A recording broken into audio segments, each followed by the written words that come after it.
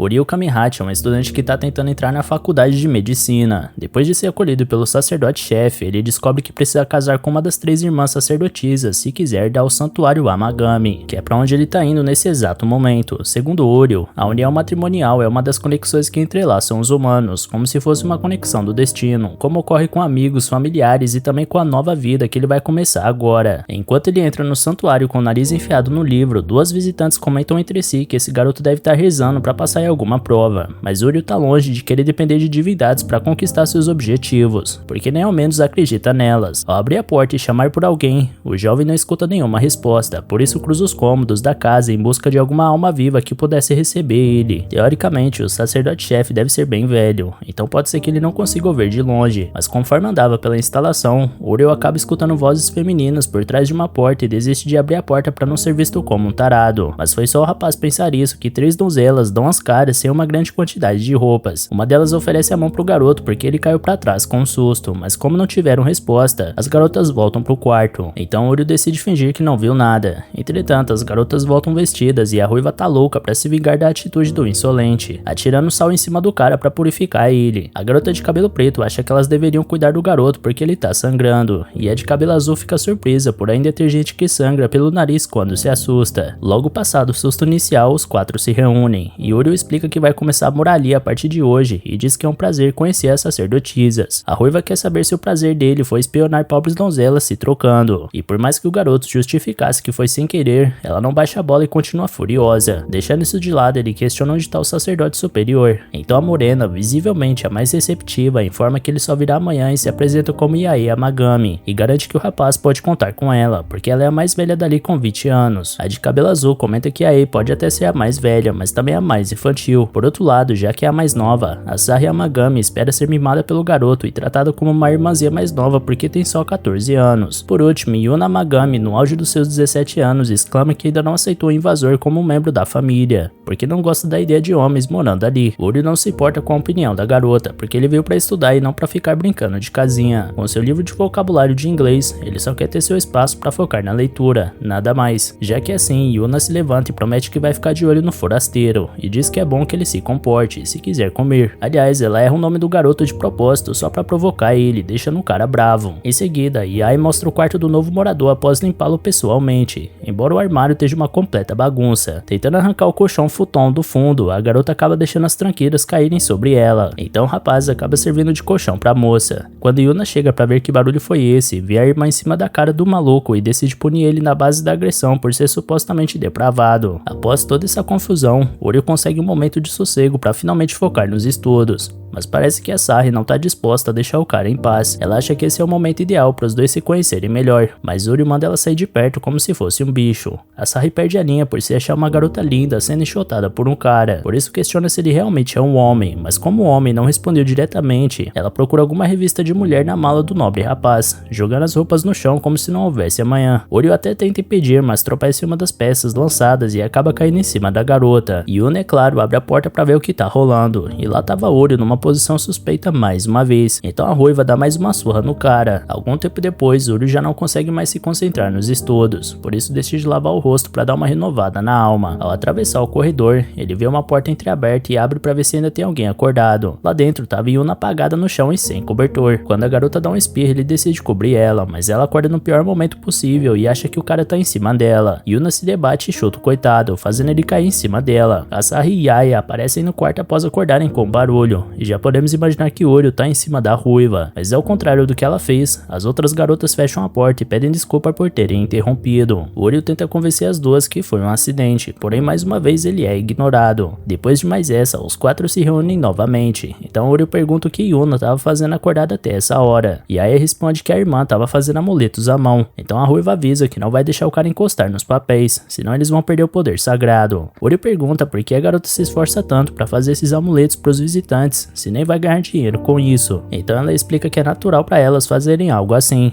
A Sarah explica que as três entrelaçam as divindades e as pessoas que oram por elas, porque esse é o dever de uma sacerdotisa, conceder proteção a todos para que os milagres aconteçam. Uriel questiona o motivo delas três terem um laço vermelho, e Yai conta que essas cordas foram deixadas pela mãe delas. Por mais que não possam mais ver ela por ter partido, Yuna acredita que essas cordas unem os sentimentos delas aos da mãe. Segundo a Sarah, é como se fosse o tesouro delas. Mudando de assunto, a Ruiva questiona o motivo do garotão estar acordado até essa hora. Então ele responde que estava estudando para entrar na faculdade de medicina de Kyoto. Yuna se surpreende por ter achado que o sujeito era só um tarado antipático, enquanto a mais velha garante que as divindades desse santuário concedem sucesso para passar nas provas. Além do mais, essa é a época de realização de desejos, conhecida como chuva de estrelinhas que realizam desejos. Segundo uma antiga lenda, nas noites de primavera, quando as estrelas caem, se você se banhar na chuva de pós das estrelas, seu desejo vai se tornar realidade, desde que você ore para as divindades todo dia. Ao escutar isso, Uriel dá uma risada e responde que isso é ridículo, porque as chuvas de meteoro nessa época do ano são de pequena escala e somem na atmosfera antes de chegar na Terra. E mesmo que uma delas fosse cair no planeta, só serviria para esmagar qualquer pessoa com o impacto. Por isso, Uriel acha que para acreditar numa baboseira dessa, o cérebro tem que estar derretido. Ao escutar essa parte, Yuna perde a linha de vez e ameaça amaldiçoar o recém-chegado. Então Yai precisou controlar ela. No dia seguinte, Uriel continua seu raciocínio de que amuletos e orações não funcionam, e como o trabalho de um sacerdote é ligar as pessoas às divindades, ele jamais se imaginaria sendo um. Vendo Yuna sofrendo para se comunicar com uma criança em inglês no santuário, ele intervém e avisa a criança no idioma dela que ela deve pegar o talismã e cuidar muito bem dele. Com a partida da garotinha, Uriel comenta com Yuna que ela deveria estudar mais o inglês para receber os visitantes do exterior, e que ele poderia ajudar ela nisso. Yuna fica brava de início, mas depois admite que o cara ajudou ela e se compromete a se esforçar no inglês. Dito isso, um vento forte sopra na direção dos dois, então um pássaro passa voando por Yuna e leva embora a corda em seu cabelo deixado por sua mãe. Ela pediu para as irmãs ajudarem na busca pela corda, mas a tarde já estava no fim e nada delas encontrarem. As irmãs garantem que as divindades vão ajudar, mas Uriel tá cansado desse papo e afirma que os desejos de alguém não vão se realizar diante de uma simples reza. Yuna responde com a mesma intensidade, dizendo que as divindades jamais vão abandonar alguém que pede ajuda. Após as garotas apartarem a discussão, Yuna fala que o garoto não pertence a esse lugar e vai embora. Ao voltar pro quarto, Uriel acha melhor ficar longe da Ruiva. Pouco tempo depois, a Sarah e Yai batem na porta e entram, mas o rapaz não estava lá dentro, então a mais velha encontra uma foto dele com a mãe. Pelo que o avô delas contou, Uriel perdeu a mãe quando ainda era bem novo, então ele cresceu num orfanato. Ligando os pontos, as duas imaginam que ele deve ter rezado todo dia para as divindades, mas o sonho não se realizou, e é por esse motivo que ele é ateu e tá convicto que apenas o esforço das pessoas pode mudar a realidade delas. A Sarah brinca que Uriel é parecido com Yuna, porque os dois escondem os reais sentimentos, e a irmã do meio estava espiando a conversa e ouviu essa parte. Enquanto isso, Uriel fazia de tudo para achar a corda que foi levada pelo pássaro, como uma forma de rendição após a briga, mas não encontrava de jeito nenhum. Sujo e cansado, ele se lembra das garotas orando e pedindo que as divindades guiassem elas. Da mesma forma, Yuna procurava sua corda tão querida, até que vê o rapaz orando no santuário para que a garota enfim achasse seu tesouro. Feliz, ela se aproxima e comenta que falar o desejo em voz alta facilita as divindades ouvirem. Os dois pedem desculpas um pro outro, então Yuna afirma que como o garoto mostrou respeito pelas divindades, passou nos requisitos para morar no santuário. Yai e a Sarah chegam em seguida após tanto procurarem os dois, e enquanto a mais velha se aliviava pelos dois terem voltado dos mortos, a mais nova implicava que era apenas um casal tendo um encontro amoroso no meio da noite. Dessa vez, Uriel solta um breve sorriso e se junta às mulheres para retornar. Ele lembra que a corda ainda não foi achada, mas Yai acredita que eles podem procurar com mais calma depois. Fora que Yuna e o rapaz fizeram o desejo para as divindades, então o milagre pode acontecer. Ao escutar isso, Uriel nota que o céu tinha mudado completamente de expressão, e as pétalas de cerejeira que voavam passavam a ter um brilho esplendoroso. Diante da cena, ele tem certeza que é a chuva de estrelinhas que realiza desejos, mas ainda assim ele não acha que tem nada de milagroso nisso, porque é apenas uma chuva de cerejeiras e meteoros caindo ao mesmo tempo e provocando esse efeito. Yuna comenta que o cara é muito chato, e a Sarah comenta que o cara deve ser divertidaço quando sai com alguma mulher. Seja como for, elas pedem pro garoto olhar com mais atenção e dizer por si próprio se parece um milagre, e ele admite que parece um pouco. Dito isso, eles seguem o caminho para casa, então a corda que sumiu é levantada do ninho de pássaros onde estava e cai justamente de volta para a cabeça da Yuna. Um dia depois, Chidori Yamagami, o sacerdote superior, finalmente chega no santuário e pede perdão pela demora. Aproveitando que Uriel veio para se casar, Chidori não precisa mais se preocupar com quem vai herdar o santuário após seu falecimento. Uriel fica louco com essa declaração, porque não sabia que isso estava nos planos, mas o velho continua explicando que ele deve se casar com uma das suas 3 netas. O rapaz argumenta que não estava sabendo dessa e que só veio estudar inocentemente, e as garotas aproveitam para ir na mesma onda, porque também não tinham sido avisadas. Para começo de conversa, o Uryu lembra que vai ser médico e não vai herdar santuário nenhum, então o velhote responde que não tem problema levar o trabalho de sacerdote superior como secundário. Independentemente do que o senhor dissesse, Uryu não tá nem um pouco satisfeito com essa novidade, até que Chidori comenta que estava até pensando em mandar o garoto para um colégio do ensino médio com alto nível de aceitação para a Universidade de Kyoto, mas como o trato dele morar ali foi pro ralo, então tudo bem. Dito isso, Uryu muda completamente de postura, se ajoelha e confessa ser um mero rapaz incompetente, mas que aceita entrar na família do sacerdote de bom grado. Se por um lado Chidori celebrava o fato do futuro do santuário estar seguro, tudo que Uryu pensava era em suportar essa história até ele entrar pra faculdade, porque o velho deve acabar esquecendo desse papo de casamento no meio do caminho. Quanto ao terceiro lado dessa história, é claro, Yuna deixa bem claro pras irmãs que odiaria se casar com aquele garoto, e que o avô tem algum problema na cabeça por fazer algo desse tipo. E aí tem outra percepção do jovem, porque acha o Uryu um bom rapaz, mas que não pode casar com ele sem ter namorado ainda. Por último, a Sahi acha que isso tudo tá acontecendo rápido demais. Antes de tudo, Yuna questiona como um cara que nem acredita em divindades pode herdar um santuário, e levando em consideração essa treta toda, a garota conclui que só existe uma saída, que é atrapalhar a vida daquele garoto até ele ir embora de forma definitiva. A operação número 1 é fazer pedidos absurdos para ele cozinhar. Quando o Uryu abre a geladeira para cozinhar alguma coisa e encontra o verdadeiro deserto alimentício, Yuna dá uma risada maléfica, porque nenhum ser humano é capaz de fazer algo com essa quantidade ridícula de comida. Seja como for, algum tempo depois, o rapaz tinha feito uma refeição excelente mesmo com o pouco que tinha em mãos, então tira seu avental de cozinheiro para estudar, já que essa palhaçada terminou. No entanto, Yuna como sempre anuncia que o sujeito tem mais coisas para fazer antes de ir. Na operação 2, o objetivo é fazer um inferno na vida do coitado ao fazer ele lavar uma montanha de roupas, até porque não tem secador em casa, e realizar essa tarefa pode ser exaustivo. Quanto a isso, as irmãs não acham uma boa ideia, porque o garoto vai lavar as roupas íntimas delas, quando o cara começa a tirar os sutiãs e calcinhas da cesta, e Ai e a Sahi também não sabem onde enfiarem a cara, então Yuna percebe que deu mancada. No meio da tarefa, Uryu perde a paciência e quer saber cadê a calcinha que vai com esse sutiã, então Yuna responde sem graça que elas nem sempre usam o conjunto. Enfim, após toda a lavagem, as roupas estavam impecavelmente limpas e dobradas. A irmã mais velha admite que o jovem pode fazer qualquer coisa. A mais nova ressalta que o moleque é um profissional, mas a do meio mantém sua postura combativa e não vai dar o braço a torcer para esse cara forasteiro. Com isso em mente, levando em consideração que suas duas operações falharam miseravelmente, ela anuncia que terá que usar sua arma final. Uryu vai limpar o quarto da Ai. Logo ele é levado até aquele chiqueiro em forma de aposento, onde mais parecia um cenário de guerra do que um quarto. Essa é a operação 3, e dessa vez a irmã maligna não tem a menor dúvida que o Uryu vai fracassar. Assim, o coitado é deixado sozinho naquele lar infestado de lixo, onde tem uma parte fedendo grotescamente, tanto que o homem achou que pudesse ter algo apodrecendo lá. Porém, pelo que parece, são tintas de óleo que exalavam esse cheiro. Yuna salienta que sua irmã vai para a faculdade de artes, e Uryu fica surpreso com isso, porque era algo que ele não imaginava. De uma forma ou de outra, algum tempo depois, o quarto de Ai estava muito limpo. A dona do aposento finalmente vê um tatame que há muito tempo não via naquele chão infestado, por isso se alegra ao ponto de comentar com as irmãs que Uryu deveria morar ali mesmo. A Sahi vai na mesma onda e concorda, porque seria ótimo ter um cara tão útil dentro de casa. Porém, Uryu Kamihachi toma uma atitude inesperada ao reconhecer que foi por pouco tempo, mas dá adeus às garotas, porque não vai aguentar essa rotina maçante e tendo tão pouco tempo para estudar quanto ele vem tendo. Sua missão é passar para a Universidade de Kyoto, e isso demanda uma grande dedicação nos estudos, o que ele não vem conseguindo por ali. Dito isso, Uryu realmente pega sua mala e sai sem olhar para trás, deixando as garotas. A Sahi agradece a todos os telespectadores, porque a série acabou, mas Yuna lembra que o plano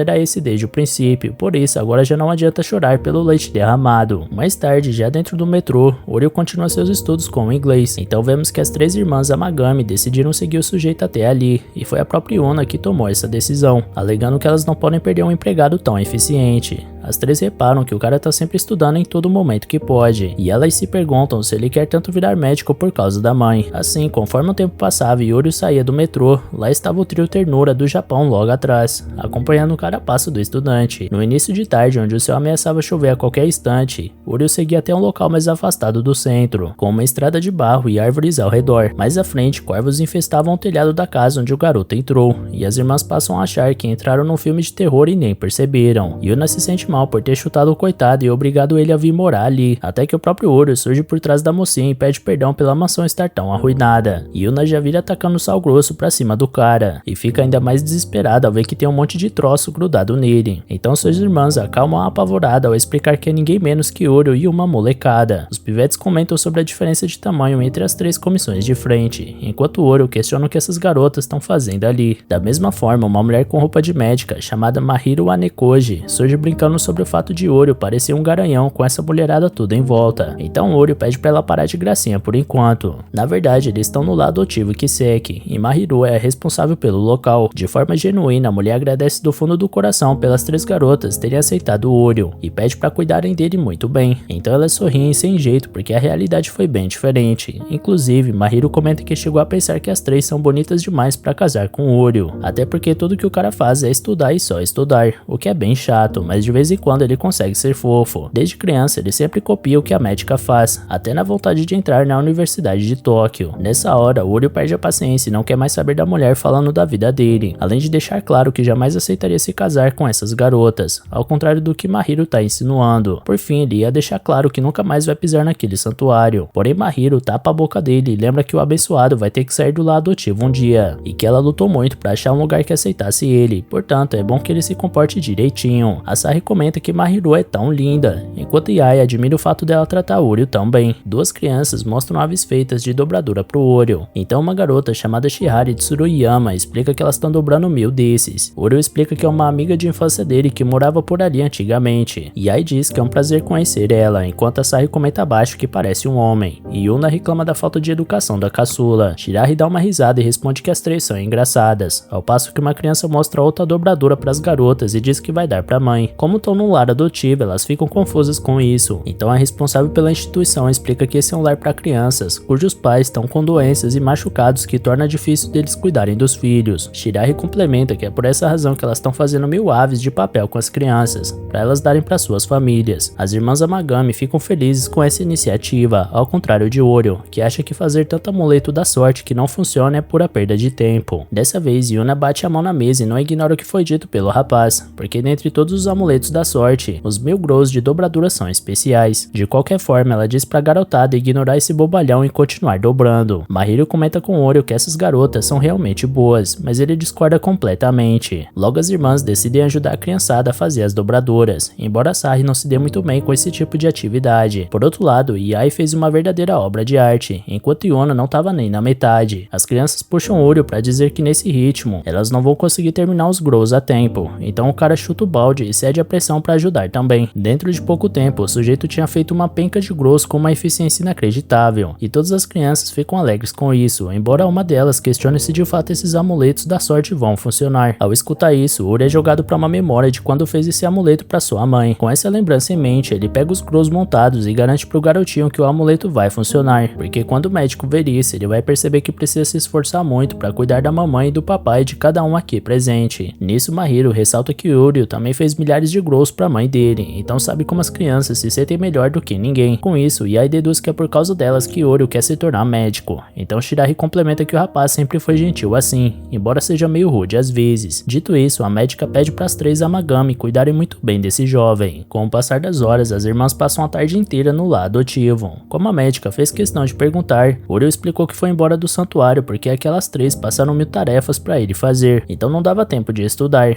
Porém, Mahiro não acha que o motivo foi só esse, porque sabe que a socialização nunca foi o forte do rapaz. De todo jeito, ela tem certeza que Ouro é bem-vindo naquele santuário, porque as 3 sacerdotisas só vieram por estarem preocupadas com ele. Além do mais, o garoto nunca foi de desistir por causa de algumas tarefinhas de casa. Ao escutar isso, Ouro se lembra da infância, quando certo dia se ofereceu para ajudar Mahiro com o tanto de tarefa que ela fazia ao mesmo tempo. Contudo, a médica respondeu que é ambiciosa e gosta de fazer tudo sozinha. Ao se lembrar disso, o jovem garante que vai dar tudo de si. As Amagami estavam de olho na conversa, por isso ficam de implicância ao dizer o quanto Ouro tá apaixonado pela médica. Então ele justifica que apenas admira ela pelo tanto que fez por ele. Em seguida, ele pede desculpas por ter sido egoísta e saído do santuário daquele jeito, por isso aceita fazer a tarefa que foi preciso. Yuna responde que ela e as irmãs ficariam preguiçosas se deixassem tudo pro pobrezinho, então seria melhor se todo mundo cooperasse, porque agora todos são uma família. Assim, Ouro se sente alegre por voltar ao santuário, mas percebe que essas garotas não levam jeito nenhum para as tarefas domésticas. domésticas, seja pra lavar roupa ou pra cozinhar. As três são uma negação.